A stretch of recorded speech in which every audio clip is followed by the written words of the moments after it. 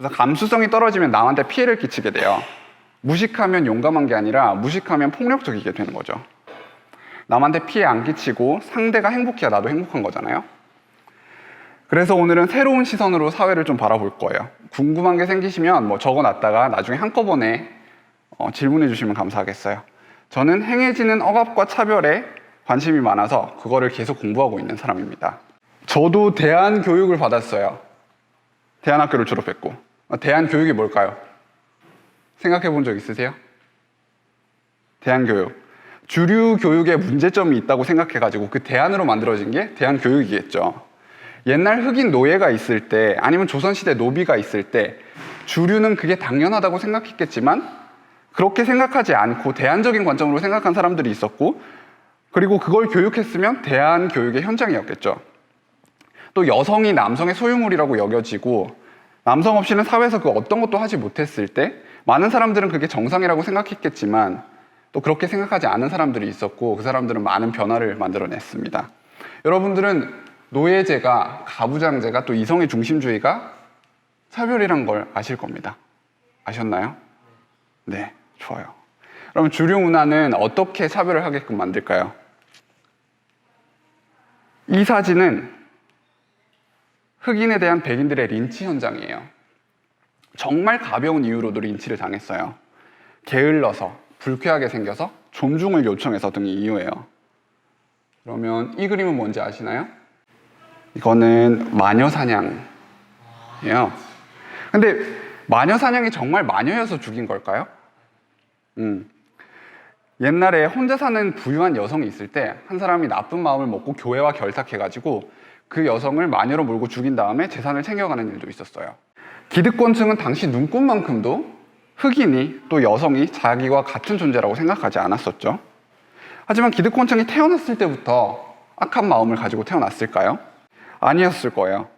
저들이 아기일 때 옆에 흑인 아기, 장애인 아기, 백인 아기 있었으면 너 흑인 안 놀아, 너 비장애인 일로 하지 않았을 거예요. 다 같이 재미나게 놀았을 거예요. 그치만 커서는 다르게 대우해요. 왜 그럴까요? 그거 알아보기 전에 간단한 테스트 하나 해볼게요. 여러분 머릿속에 첫 번째로 든 생각과 달리 이 두 원의 크기는 달라요. 하나가 더 크고 하나가 더 작아요. 어떤 게 더 큰 것 같나요? 빨간색이 더 크다 하는 사람? 오케이. 그럼 파란색이 더 크다 하는 사람? 좋아요. 제가 이 원들의 크기가 다르다고 말하기 전에 여러분들의 생각은 어땠어요? 원들의 크기가 똑같다는 거였겠죠? 그리고 그 생각이 든 이유는 진짜 원들의 크기가 똑같아서 그래요. 두 개 똑같은 거예요.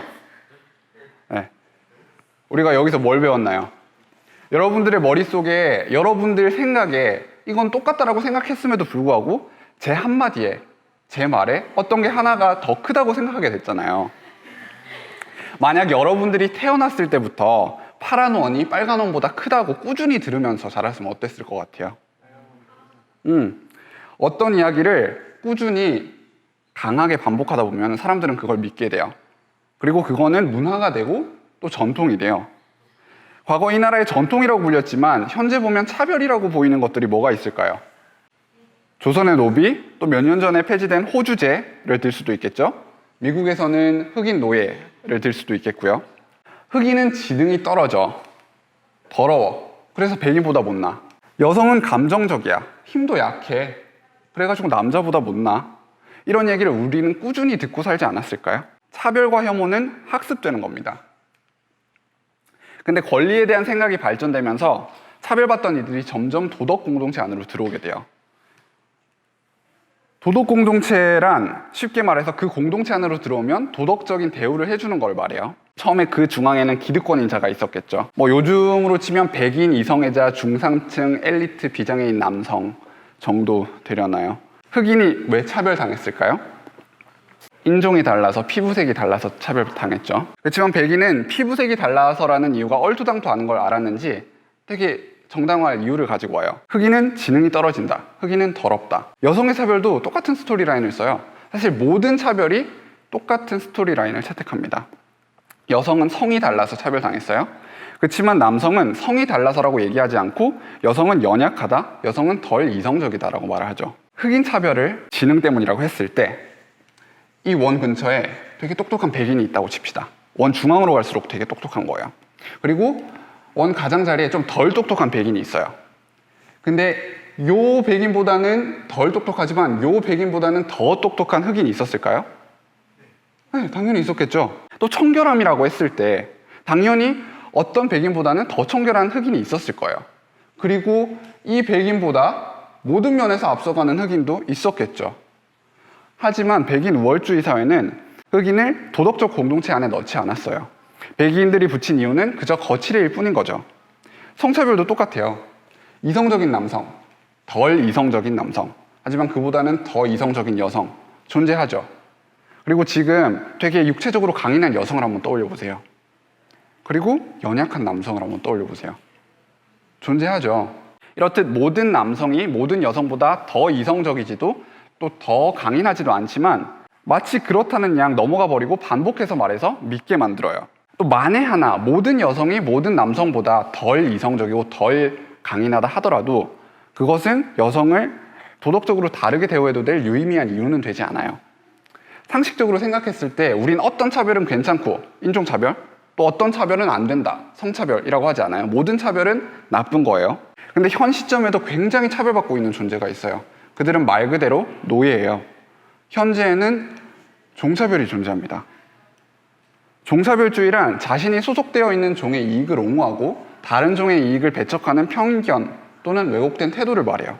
우리는 비인간 동물을 다른 종이기 때문에 차별하고 있지만 여러 가지 정당화할 이유들을 가지고 옵니다. 이성, 합리성, 언어 사용 능력, 도구 사용 능력 같은 거 말이에요. 인간이 평균적으로 동물보다 더 이성적이고 합리적이라는 사실은 밝혀졌어요. 하지만 특정 동물이 특정 인간보다 더 합리적이고 이성적일 수도 있어요.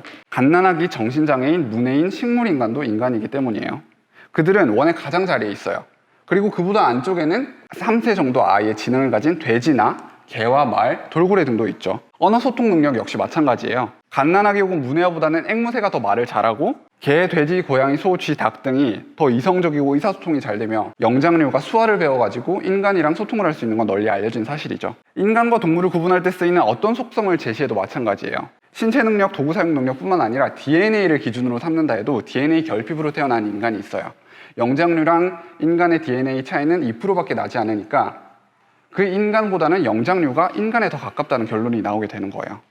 다시 아까로 돌아가서 백인이 흑인을 피부색으로 차별했지만 정당화하려고 지능이 낮다라고 말한 것처럼 남성이 여성을 성으로 차별했지만 차별을 정당화하기 위해 덜 이성적이라고 한 것처럼 우리 인간은 동물을 그저 종이 다르다는 이유로 차별하고 있지만 여러 가지 이유들을 가지고 옵니다. 정당화를 하려고요. 종을 가지고 차별하는 거는 인종이나 성을 가지고 차별하는 것만큼이나 부조리한 일인데 설령 모든 인간이 모든 동물보다 아까 제시한 능력들이 뛰어나다 하더라도 그거는 동물을 도덕적으로 다르게 대우해도 될 유의미한 이유는 되지 않아요. 도덕적으로 다르게 대우해도 될 유의미한 이유가 있을까요? 제레미 벤담과 피터 싱어라는 철학자는 고통을 느끼는 능력, 즉 감흥력이 그 기준이라고 해요.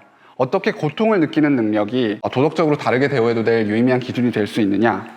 감흥력이 있다는 거는 자신에게 일어나는 일에 대해 신경 쓸 수 있다는 의미예요. 자신에게 일어나는 일에 대해 신경 쓸 수 있는 존재에게 어떤 불쾌감을 느끼게 해서 신경 쓰이게 하는 거는 잘못됐다는 거죠. 자신에게 일어나는 일에 대해 신경 쓸 수 있는 존재인 저한테 제 머리카락을 한 올 한 올 뽑아서 신경 쓰이게 하는 거는 잘못됐다는 거예요. 그러면 감흥력 말고 다른 기준은 안 될까요? 감흥력이 아닌 다른 기준은 안 되는 이유는 이렇습니다. 만약 고통을 느끼는 능력, 즉 감흥력보다 더 높은 기준을 세우게 되면 상식적으로 도덕적 지위를 부여하는 존재에게 그 지위를 빼앗기 때문이에요. 이성적인 능력을 발휘할 수 없는 인간들도 존재하기 때문이에요. 또 합리성 용어에 따라 도덕적 지위를 부여한다면 다시 그 능력의 정도에 따라 도덕적 지위도 차등적으로 단계적으로 부여해야 될 거예요. 우리가 지능 지수를 따지면서 누구를 배려하지 않듯이 얼마나 합리적인 사람인지 여부 역시 무시돼야 해요. 이론적인 얘기는 여기까지 하고 우리는 누군가가 고통을 느낀다는 걸 어떻게 알 수 있나요? 여러분 옆에 있는 사람이 뭔가를 느낄 수 있다는 걸 어떻게 알 수 있어요? 만약 제가 손이 너무 아파서 지금 죽을 것 같다라면 믿으실 건가요? 안 믿겠죠. 물론 그럴 수도 있겠지만 근데 만약에 제가 넘어져가지고 피를 철철 흘리면서 너무 고통스럽다고 하면요 네, 믿으실 거예요. 제가 기분이 좋아도 여러분들은 알 수 있을 거예요. 제 입이 귀에 걸려 있겠고 들뜬 목소리로 말을 하겠고 그렇겠죠. 여기에 한국어를 못하는 사람을 데려다 놔도 그가 어떤 기분을 느끼고 감정을 느끼는지 여러분은 알 수 있을 거예요. 만약 제가 불 위에 손을 갖다 놓으면 반응이 어떨까요? 아파하면서 빼겠죠. 그럼 만약에 강아지나 새끼 돼지의 발을 불 위에 갖다 놓으면요, 똑같을 거예요. 깨갱하거나 꿀꿀하면서 빼겠죠. 그리고 그들의 기쁜 감정도 우린 알 수 있을 거예요. 옆에서 폴짝폴짝 뛰어다니고 막 꼬리 흔들고 그 다음에 막 핥으면 아, 얘가 기분이 좋구나 알 수 있을 거예요. 우리랑 똑같이 걷는 다리가 있고 보는 눈이 있고 듣는 귀가 있는데 생각하고 자각하고 느끼는 두뇌만 없다고 생각하지는 않으시겠죠? 동물들도 감정이 있고 고통을 느끼며 그걸 피하고 행복하게 살고 싶어 합니다. 이렇게 말이죠.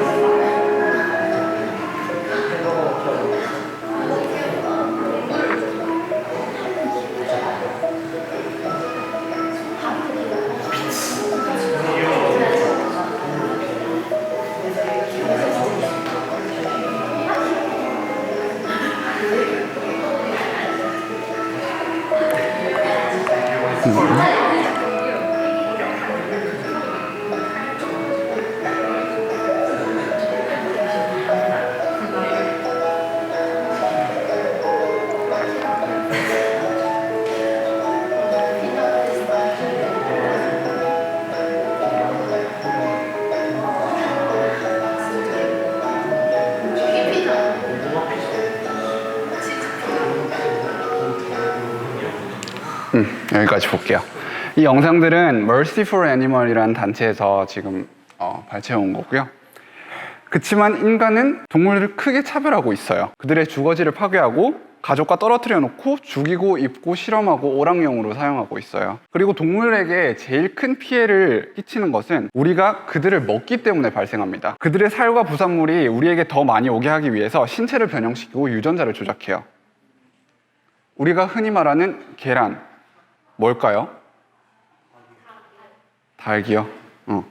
누구 태아라고 말할 줄 알았는데 닭이라. 오케이. 태아라고 말하면 유정란이면 태아가 맞아요. 그치만 지금은 닭은 아니잖아요.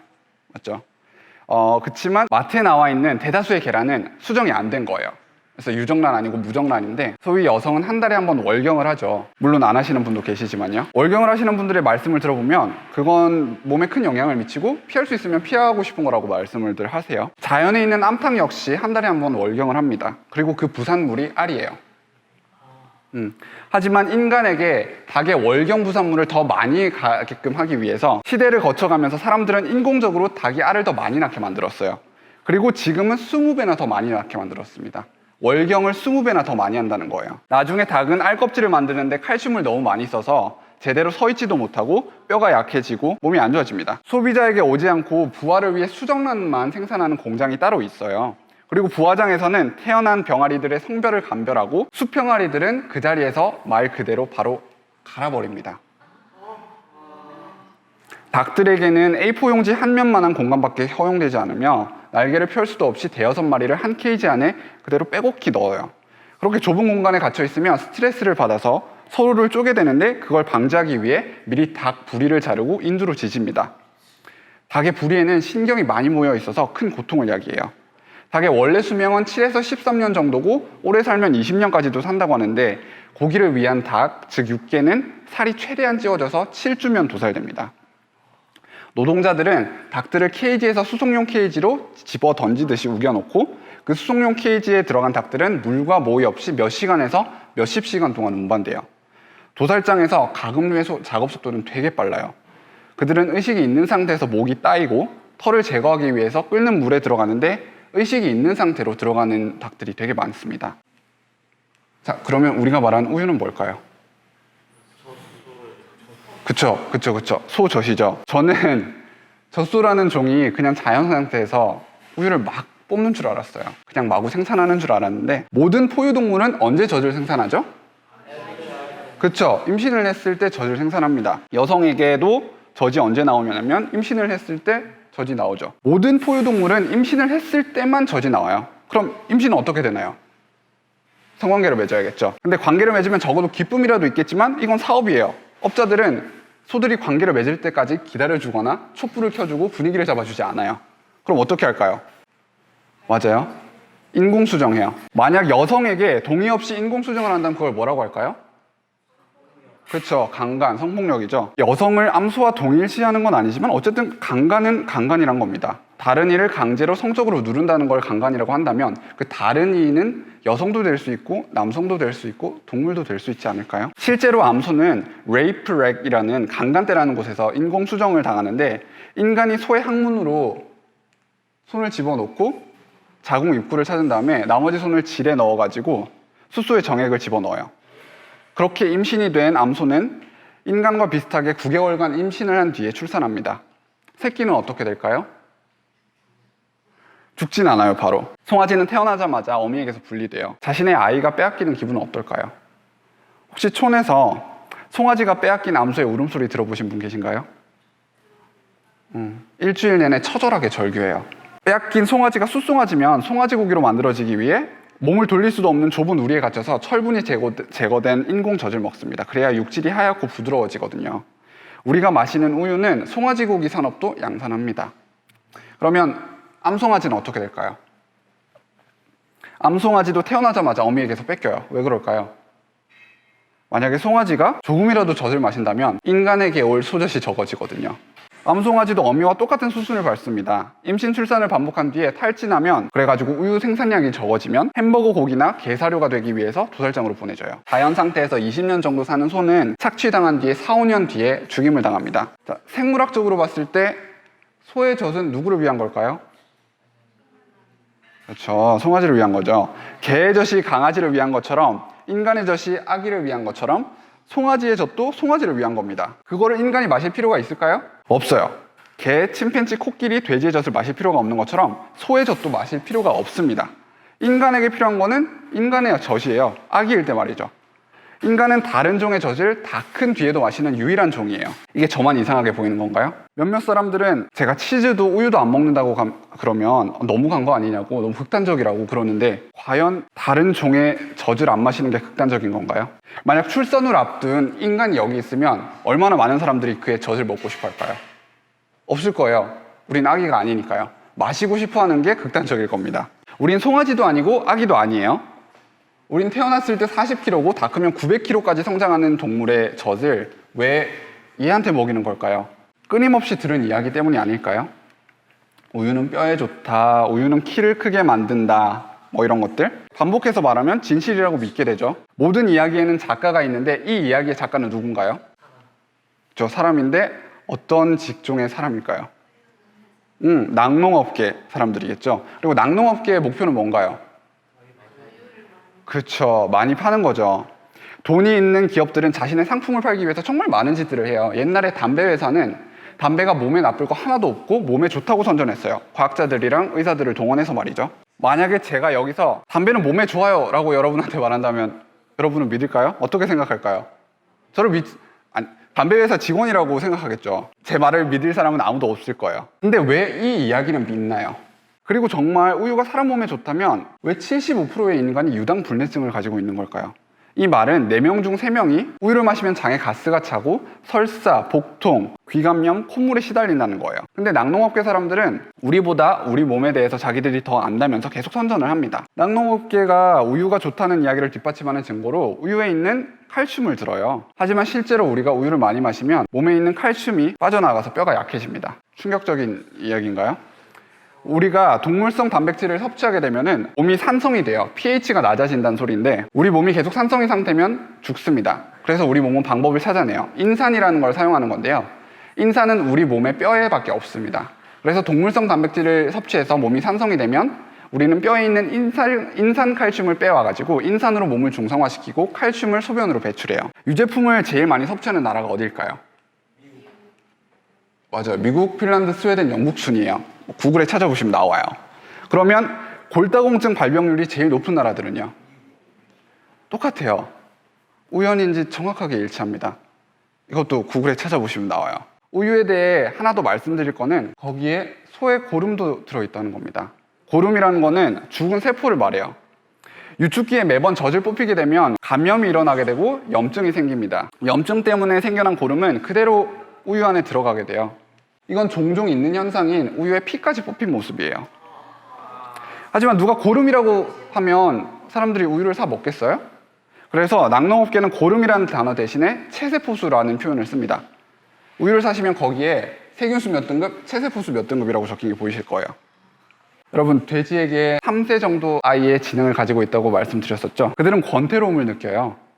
돼지에게는 평생 앉았다 일어났다 밖에 할 수 없는 공간이 지급되고 그 공간마저 바닥에는 똥오줌으로 뒤덮여서 평생 옴을 위해서 생활하게 돼요. 돼지들은 자연 상태에서는 공동 보금자리도 만들고 안정된 사회 집단을 형성하고 대변을 보금자리로부터 멀리 떨어진 곳에서 둬요. 그들은 활동적이고 하루 종일 움직일 때도 있어요. 하지만 공장에서 사육되고 있는 이런 돼지들은 본능적인 행동을 단 하나도 할 수 없습니다. 공장에서의 새끼 돼지는 소와 달리 어미의 젖을 빨 수 있어요. 왜 그럴까요? 인간이 돼지 젖은 안 먹거든요. 그렇지만 얼마 후에 생이별하는 것은 똑같습니다. 돼지들 역시 과밀한 환경에서 사육돼요. 엘리베이터 안에 인간을 6, 7명 이렇게 넣어놓고 하루만 같이 놔둬도 엄청나게 스트레스 받으면서 싸울 겁니다. 돼지들도 스트레스를 받고 서로 꼬리를 물어뜯는데 그건 싸움으로 발전되고 싸움은 돼지들의 체중을 감소시키기에 축산업자들은 그들 꼬리를 잘라버려요. 꼬리를 자르는 거는 새끼 돼지가 태어났을 때 행해지는데 거세랑 이빨을 자르는 것과 함께 행해져요. 꼬리 절단은 소를 거세할 때와 마찬가지로 뭉툭한 도구로 이루어지는데 이는 눌러 으스러뜨리는 조치는 지혈에 도움이 되기 때문이라고 합니다. 마취는 이루어지지 않습니다. 돼지에게 신체적인 문제를 일으키는 또 하나의 원인은 실내 공기예요. 거의 모든 축사들은 돼지로 꽉 채워지고 공기의 유입이 원활하지 않은데 그 안에 돼지들은 암모니아로 인해 허파가 많이 망가집니다. 따라서 그들에게는 항생제가 많이 투여돼요. 사실 미국에서 만든 항생제의 70%는 농장동물에게 쓰여요. 아픈 사람이 항생제를 먹었는데 효과를 안 나타낼 때가 있어요. 그거는 고기에 있는 항생제가 몸에 들어오고 내성이 생겨서 아플 때 먹은 항생제가 몸에서 효과를 발휘하지 않는 거죠. 돼지들에겐 항생제뿐만 아니라 성장 호르몬제와 각종 약품들이 투여되고 해충을 쫓기 위해 그들 위로 살충제가 투여됩니다. 그렇게 큰 돼지들이 도축장으로 가게 돼요. 돼지들이 도축장으로 가는 과정은 소와 비슷해요. 그들의 다리는 비정상적인 체중을 견디기 힘들어하고 줄곧 콘크리트 바닥에 서 있어야 됐기에 발이나 다리에 손상을 입게 되는데 그 상태에서 수송트럭에 실려서 몇 시간 동안 도살장으로 옮겨집니다. 그 어떤 배려도 행해지지 않고 수송되고 수송 과정에서 탈수, 질식, 동사 등으로 죽거나 다리가 부러지기도 해요. 서울 애니멀 세이브라는 단체가 있는데 그들은 도살장으로 들어가기 직전에 트럭을 정말 잠시 멈춘 뒤에 동물들의 상황을 목격하고 그리고 그걸 알리고 동물들에게 물을 주기도 해요. 거기서 찍은 영상을 잠시 보여드릴게요.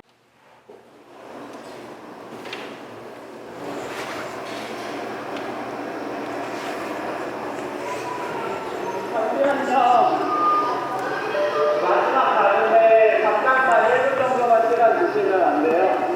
근데 거기 안에서는 괜찮다고 했어요. 거기 안에서 안 찍고 있고 밖에서 찍으면 괜찮다고 했거든요. 잠깐만 시간 주시면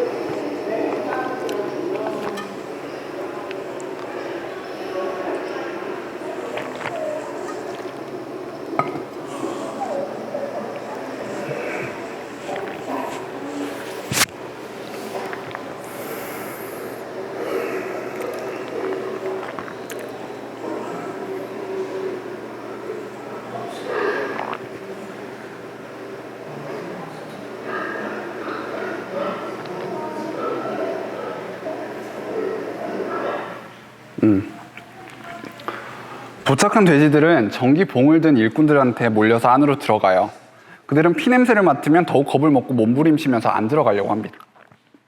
난폭해진 돼지들을 다루는 일꾼들은 스트레스를 받아가지고 필요 없는 잔인한 행동까지 서슴지 않게 돼요. 돼지들 역시 기절을 시킨 뒤에 도살을 해야 하지만 의식이 멀쩡한 상태로 컨베이어 벨트 고리에 다리가 걸리는 돼지들이 되게 많아요. 그들은 목의 동맥이 끊길 때까지 의식이 있습니다. 작업량이 많다 보니까 기절과 목을 자르는 작업이 제대로 되지 않을 때가 많아요. 그래서 털을 뽑기 위해 끓는 물에 들어가는 과정까지 의식이 있는 돼지들이 많죠.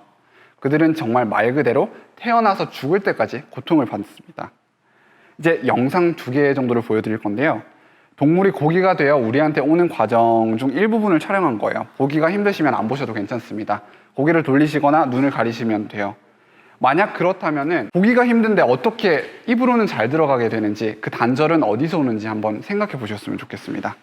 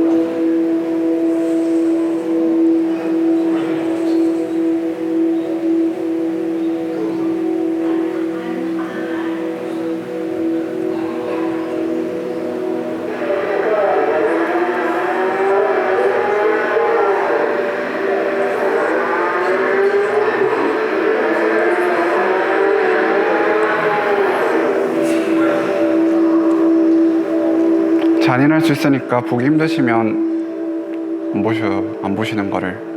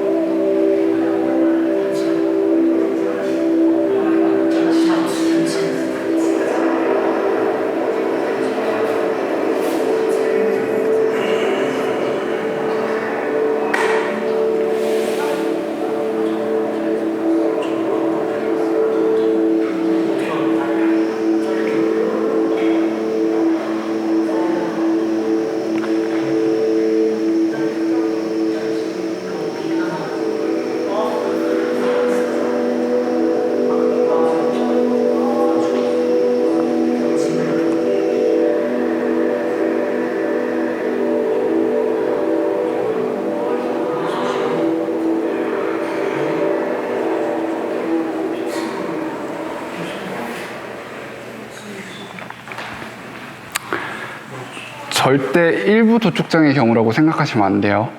일부 도축장의 경우가 아닙니다. 매년 약 600억 마리의 육상동물이 도축돼요. 600억이 맞아요. 600억 마리가 맞고 심지어 해양동물은 포함시키지 않았다는 걸 기억해 주세요. 인간이 70억인데 매년 600억 마리의 동물이, 육상동물이 인간에 의해서 죽임을 당합니다. 모든 고기는 저렇게 생산되는데도 우리는 저들의 고통과 접시 위에 있는 살을 연결짓지 못해요. 이 사회가 지속적으로 우리 머릿속으로 지지겨 넣는 것 때문에 단절됩니다. 행복한 농장에서 살다가 행복하게 죽고 마치 그들은 죽는 게 즐겁다는 양 포장되죠. 동물을 먹어야만 건강해지고 몸을 키울 수 있고 고기를 안 먹으면 남성답지 못하다 그러고, 저 일들이 매일같이 벌어지고 있는 이유는 우리가 돈을 지불하고 사 먹기 때문이에요. 우리의 돈이 저 사업이 유지되도록 만들고 있는 겁니다. 여러분들은 도살장에서 저렇게 동물들을 죽일 수 있겠어요? 아마 너무 힘들 겁니다. 우리에겐 저들의 아픔을 공감할 수 있는 능력이 있어서이기 때문이겠죠.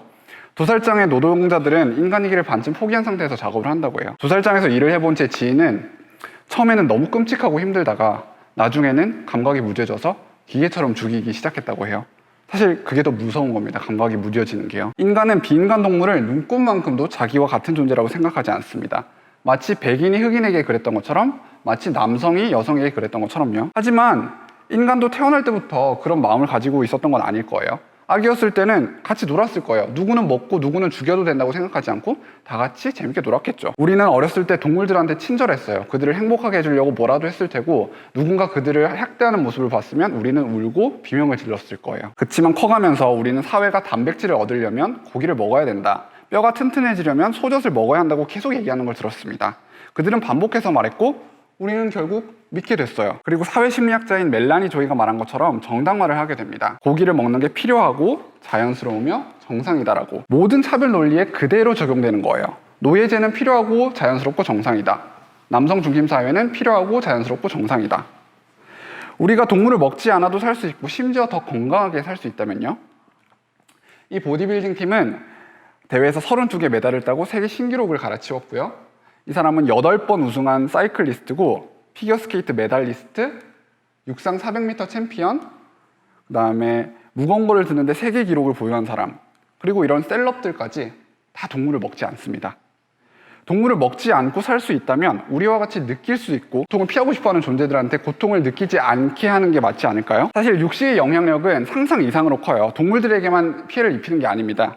인간과 환경에게도 큰 영향을 미쳐요. 동물을 도살하는 작업자들은 이직률이 굉장히 높습니다. 외국인 노동자를 쓰는 경우가 많은데 그들은 사회 보호를 받지 못해요. 날카로운 도구가 많은 환경에서 작업을 하기 때문에 다치는 일이 빈번한데, 이럴 때 병원에 보내는 것보다 그냥 해고하는 게 더 경제적이라서 회사는 소모품 갈아치우듯이 노동자들을 갈아치웁니다. 노동자들은 관절, 호흡기, 그리고 정신적으로도 많은 피해를 입게 됩니다. 또한 축산농장 근처에 있는 사람들은 악취와 해충에 시달리게 돼요. 이거는 미국에 있는 분유구덩이에요. 이게 오염시키는 힘은 도시하수보다 160배 더 강하지만 농장 동물을 위한 배설물 처리 기반 시설은 없기 때문에 농장 옆에 거대한 구덩이를 파서 액화시킨 똥들을 쏟아붓는 거죠. 근데 우리가 흔히 아는 똥의 색깔이 아닙니다. 그렇죠? 박테리아와 피와 후산으로 배출된 것들과 사산된 새끼 돼지와 소변, 대변, 그리고 약물의 화학작용이 웅덩이를 분홍색으로 만듭니다. 이 웅덩이가 가득 차면 어떻게 할까요? 그 옆 땅에 그대로 분사합니다. 그 근처에 사는 사람들은 분유 안개를 그대로 들이마시게 돼요. 공장식 축산농장 근처에 사는 사람들은 되게 가난하며 업계에서는 있으나 마나한 사람 취급받아요. 분유 안개는 보통 사람을 죽이지는 않지만 인후염, 두통, 기침, 설사, 심지어는 비정상적으로 과도한 긴장, 우울, 분노, 피로 등 정신질환까지 포함한 증상들을 흔하게 발생시킵니다. 특히 미국의 경우엔 저소득층이나 유색인종이 가장 큰 타격을 받고 있기에 이거를 환경 인종차별이나 환경 불평등이라고 부를 수도 있다고 해요. 이거는 잔인한 영상은 아니고 환경이 어떻게 지금 변하고 있고 그것 때문에 얼마나 많은 사람들이 피해를 받고 있는지에 대한 영상이거든요.